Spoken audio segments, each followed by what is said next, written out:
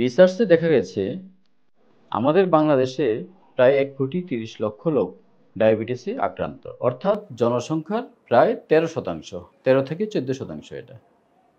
এবং তার প্রায় অর্ধেক সংখ্যক জানে না যে তাদের ডায়াবেটিস রয়েছে।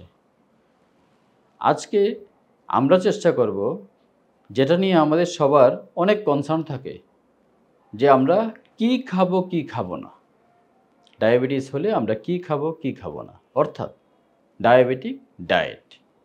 আমরা আজকে কথা বলবো ডায়াবেটিক ডায়েট নিয়ে। আমি ডাক্তার এবি সিদ্দিক মজুমদার, কর্মরত আছি ঢাকা মেডিকেল কলেজ হাসপাতালে। ডায়াবেটিক ডায়েট আসলে কি? সত্যিকার অর্থে মেডিকেল সায়েন্সে ডায়াবেটিক ডায়েট বলতে কোনো শব্দ নেই। আমার আপনার জন্য যা ভালো, সবার জন্য যে খাবার ভালো, ডায়াবেটিক রোগীর জন্য সেই খাবারটাই ভালো। এক্ষেত্রে আসলে আমরা তাহলে কি করি?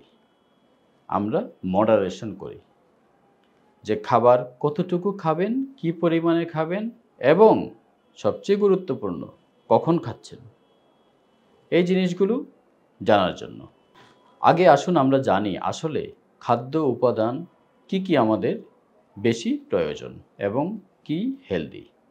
1 নম্বরে হলো কার্বোহাইড্রেট। কার্বোহাইড্রেট থেকে আমরা কি পাই? ক্যালোরি পাই। দেখবেন যে অনেকেই, আপনি যখন যাবেন আপনাকে একটা ক্যালোরি হিসাব করে দিবে। গ্রসলি বলা হয় মেলদের ক্ষেত্রে 2500 ক্যালোরি এবং ফিমেলদের ক্ষেত্রে 2000 ক্যালোরি। এটা 70 কেজির ডায়েট।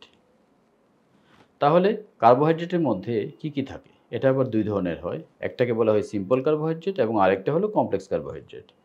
এর মধ্যে দুটাকে ভাগ করে বলছি কেন? কারণ সিম্পল কার্বোহাইড্রেট যখন আপনি খাবেন আপনার রক্তের গ্লুকোজ ধাই করে বেড়ে যাবে। সিম্পল কার্বোহাইড্রেট কোন কোন খাবারে থাকে? আমরা যে ভাত খাচ্ছি, সাদা ভাত, আমরা রুটি খাচ্ছি, সাদা রুটি, চিনি খাচ্ছি আমরা ডিরেক্ট চিনি, শরবত খাচ্ছি, 7 আপ, ফান্টা, স্প্রাইট, অর্থাৎ কোল্ড ড্রিঙ্কস খাচ্ছি, জুস খাচ্ছি, এগুলো সবগুলোর মধ্যে সিম্পল কার্বোহাইড্রেট থাকে। এবং এখানে একটি টার্ম বলা হয় আমাদের মেডিকেলে, সেটা বলা হয় জিআই ইন্ডেক্স, গ্লাইসেমিক ইন্ডেক্স। এই গ্লাইসেমিক ইন্ডেক্সটা কি? বিভিন্ন খাবারের গ্লাইসেমিক ইন্ডেক্স হিসাব করা হয়। যাদের গ্লাইসেমিক ইন্ডেক্সটা বেশি, ওইসব খাবার আপনার গ্লুকোজ খুব তাড়াতাড়ি বাড়াবে, অর্থাৎ গ্লুকোজের ফ্লাকচুয়েশন করতেছে। এটাকে বলা হয় গ্লাইসেমিক ভেরিয়েবিলিটি, এবং এই গ্লাইসেমিক ভেরিয়েবিলিটিটা খারাপ। আমরা চেষ্টা করি যেন গ্লাইসেমিক ভেরিয়েবিলিটি কম হয়। সিম্পল কার্বোহাইড্রেট এই ঝামেলাটা বেশি করে, এবং এই কারণে আমরা সব সময় সিম্পল কার্বোহাইড্রেটকে অ্যাভয়েড করতে বলি। এছাড়া কমপ্লেক্স কার্বোহাইড্রেট। কমপ্লেক্স কার্বোহাইড্রেটটা কি? এখান থেকেও আপনি ক্যালোরি পাবেন, কিন্তু এর সুবিধাটা কি? এর সুবিধাটা হলো এটা গ্লাইসেমিক ভেরিয়েবিলিটি কম করে, অর্থাৎ আপনার রক্তের গ্লুকোজ খাওয়ার পর স্লোলি বাড়বে, একদম হঠাৎ করে বাড়বে না, এবং এটা স্বাস্থ্যের জন্য ভালো। কমপ্লেক্স কার্বোহাইড্রেট কোনগুলো? যেটাকে আমরা বলি যেমন বাদামি চালের ভাত, তারপর ব্রাউন রুটি, যেটা অর্থাৎ হোল গ্রেইন দিয়ে যেটা তৈরি করা হয়, যেটাকে মিলে নিয়ে কোনো ধরনের প্রসেস করা হচ্ছে না, এটাকে বলা হচ্ছে হোল গ্রেইন। যেমন হোল গ্রেইনের যদি পাস্তা হয় সেটাও ভালো। এগুলো হলো কমপ্লেক্স কার্বোহাইড্রেট। বিভিন্ন ফ্রুটস এবং ভেজিটেবলস, এগুলো থেকেও আমরা কমপ্লেক্স কার্বোহাইড্রেট পাই। এই কমপ্লেক্স কার্বোহাইড্রেটটা শরীরের জন্য কম্পারেটিভলি ভালো। এছাড়া কি কি দরকার আমাদের বেশি? ফ্রুটস, ভেজিটেবলস এবং ফাইবার। ফাইবার জাতীয় খাদ্য যেগুলো, যেমন যে কোনো ধরনের ফ্রুটস, ভেজিটেবল, তারপর কার্বোহাইড্রেটের মধ্যে যেমন ওটস, এগুলোতে ফাইবারের পরিমাণটা বেশি থাকে। ফাইবারের সুবিধাটা কি? এটা সহজপাচ্য হয় না, অর্থাৎ এটার পাচন প্রক্রিয়া হবে ধীরে ধীরে, আস্তে আস্তে হজম হবে, এবং এটা পানি ধরে রাখে। পানি ধরে রাখার কারণে ক্ষুধাটা কমে যায়। এই কারণে এটা ওজন কমতেও সাহায্য করে। এই জন্য আমরা ডায়াবেটিক রোগীদের ক্ষেত্রে ফাইবার জাতীয় খাবারকে খুব গুরুত্ব দেই। এছাড়া কি থাকবে? ফ্যাট। ফ্যাট আমরা যেটা বলি, যেটা হলো লো ক্যালোরি যেটা, এবং যেমন দুধ, আমরা যেমন বলি যে হ্যাঁ আপনি দুধ খাবেন কিন্তু সর ছাড়া, অথবা এক জাল দিয়ে নামিয়ে নেবেন, অর্থাৎ পাতলা করে খাবেন। এটা শরীরের জন্য ভালো এবং এটা জিআই ইনডেক্স কম নিয়ে থাকে। এবং এই ধরনের যেগুলো লো ফ্যাট ডায়েট সেটা থেকে আমরা কনজাম্পশন করতে বলি। ক্যালোরিটা কিভাবে নেবেন? সাধারণত কার্বোহাইড্রেট থাকবে 50 ভাগ এবং ফ্যাট থাকবে 10 থেকে 15 ভাগ, প্রোটিন থাকবে তার মাঝামাঝি 25 থেকে 30 ভাগ। এইভাবে ভাগ করে নিতে হবে। এবং ডায়াবেটিক যে মিল প্ল্যানটাকে আমরা বলি, এটা আপনি মনে মনে ভেবে নেবেন। কিভাবে হবে? 6টা মিল, 3 মেজর মিল এবং 3 মাইনর মিল।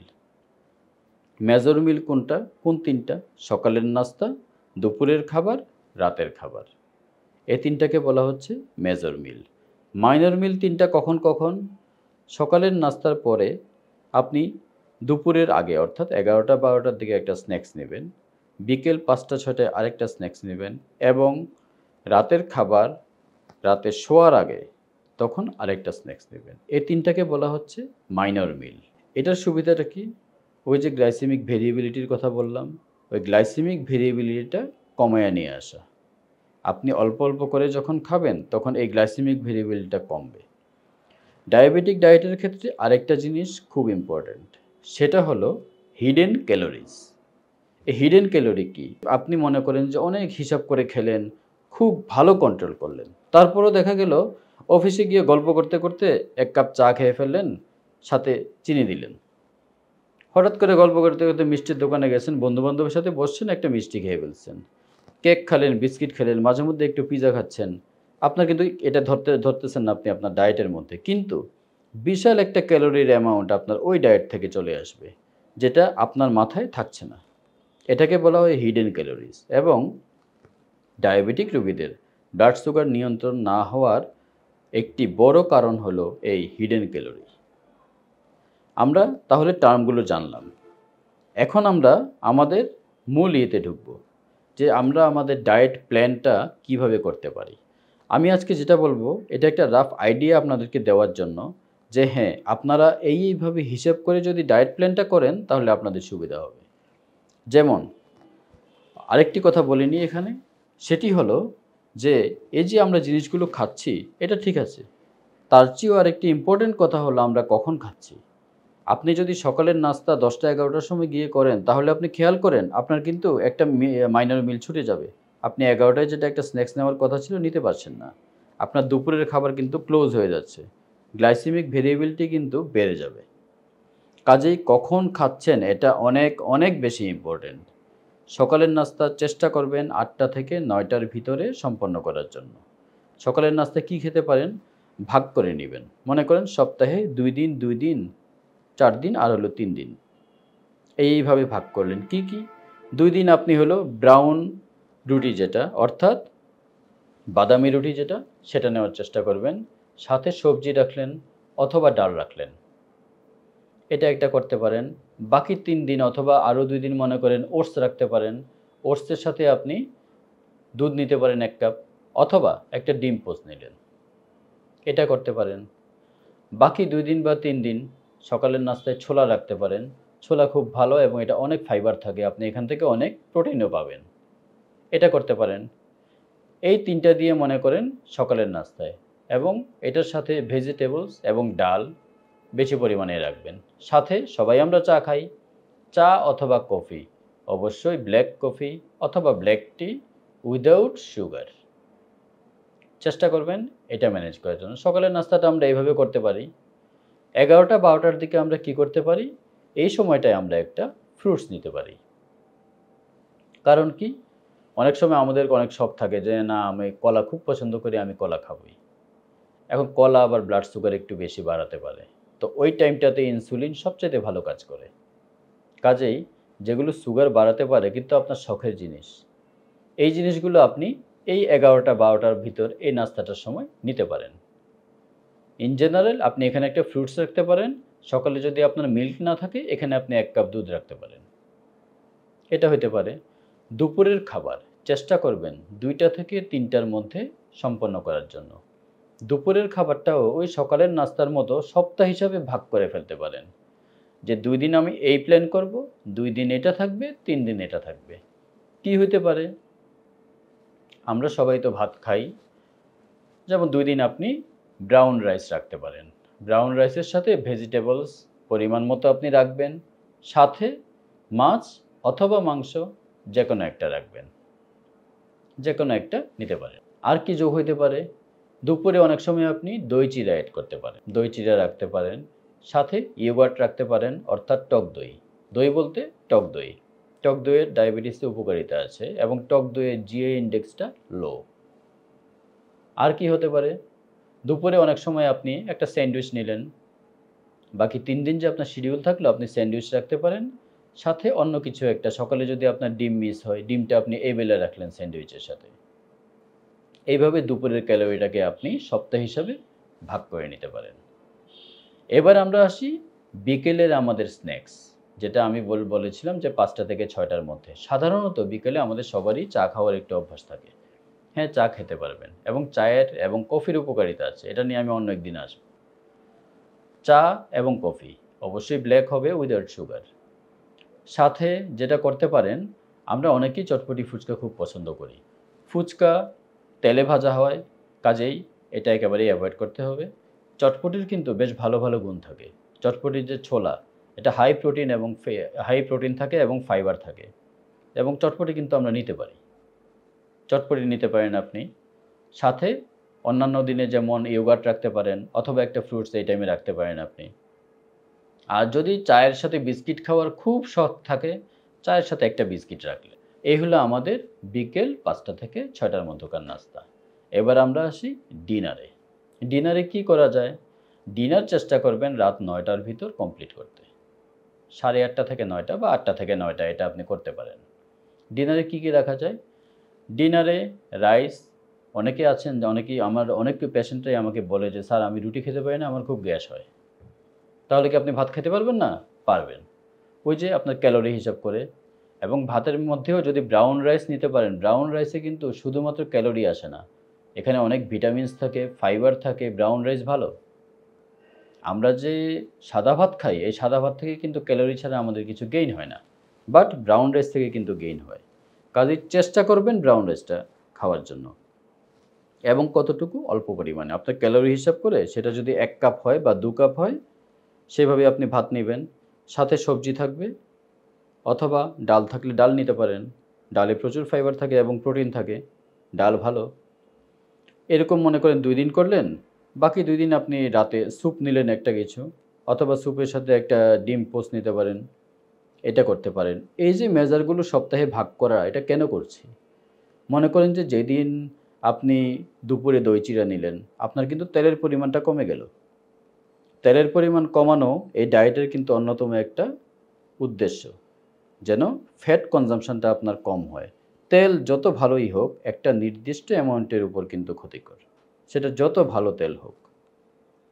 এজন্যই রাতের ডিনারেও চেষ্টা করবেন সবজি, ডাল এগুলো তো থাকবে, মাছ অথবা মাংস যেকোনো একটা রাখবেন। এটা সপ্তাহের 2 দিন বা 3 দিন, বাকি 3 দিন আপনি অন্য কিছু নেবেন। এবং এই 9টার ভিতর যদি আপনার খাওয়া আপনি শেষ করেন, সেক্ষেত্রে যেটা করবেন, ঘুমানোর আগে আপনি ছোট একটা কিছু নিতে পারেন। সেটা কি হইতে পারে? একটা ফ্রুটস রাখতে পারেন, অথবা 1 কাপ বা 2 কাপ দুধ রাখতে পারেন, সর ছাড়া। সর ছাড়া এক জালের দুধ, এটা রাখতে পারেন। আমরা অনেকেই আলু খুব পছন্দ করি। আলুর মধ্যে বলা হয় যে যেটা মিষ্টি আলু, এটার জিআই মিডিয়াম। আর যেটা হলো সিদ্ধ আলু আমরা খাই তরকারির সাথে, এটা কিন্তু হাই জিআই। জিআই ইনডেক্স খুব বেশি থাকে এবং এটা কিন্তু খুব একটা ভালো না। কাজেই আলুর পরিমাণ কমিয়ে দিতে হবে। এতে গেলো আমাদের ডায়েটের কথাবার্তা। এই যে রাতে খাওয়ার আগে কিছু একটা খাইলে সুবিধাটা কী? সুবিধা হলো অনেকেরই ভোর রাতের দিকে হাইপোগ্লাইসেমিয়া হয়, ব্লাড সুগার লেভেলটা কমে যায়। এই ব্লাড সুগার লেভেলটা তখন কমার চান্সটা কমে যাবে। কাজেই রাতে শোয়ার আগে কিছু একটা খেয়ে শোয়ার চেষ্টা করবেন। এখন কিছু কিছু খাবার যেগুলো আমরা ডায়াবেটিসে একেবারেই অ্যাভয়েড করার চেষ্টা করব। সেগুলো কি? 1 নম্বরেই প্রসেসড ফুড, সেটা যে কোনো কিছু। আমাদের যেমন ফাস্ট ফুড কনজাম্পশন অনেক বেড়েছে। ফাস্ট ফুডে যেমন স্পেশালি ফ্রেঞ্চ ফ্রাই আমরা খাই, পিৎজা খাচ্ছি, বার্গার খাচ্ছি, প্রত্যেকটাতে কিন্তু প্রসেসড মিট ইউজ করা হয় এবং কার্বোহাইড্রেট, হাই কন্টেন্টে কার্বোহাইড্রেট থাকে। এগুলো অবশ্যই অ্যাভয়েড করতে হবে। কোল্ড ড্রিঙ্কস অ্যাভয়েড করতে হবে। স্পেশাল যদি এক কথায় বলতে চাই, যে কোনো প্রসেস জিনিস অ্যাভয়েড করার চেষ্টা করবেন এবং পিৎজা খাওয়ার শখ বাসায় বানায় খাওয়ার চেষ্টা করেন। এটা করতে পারলে ভালো। তো আজকে ইন জেনারেল চেষ্টা করলাম ডায়াবেটিক ডায়েট নিয়ে আপনাদের একটা ধারণা দেওয়ার জন্য। আশা করি এটাতে আপনাদের উপকার হবে এবং এই ভিডিওটি আপনাদের ভালো লাগবে। আপনারা আপনাদের বন্ধুবান্ধব এবং ফ্রেন্ড সার্কেলে শেয়ার করবেন এবং লাইক দিবেন। আসসালামু আলাইকুম।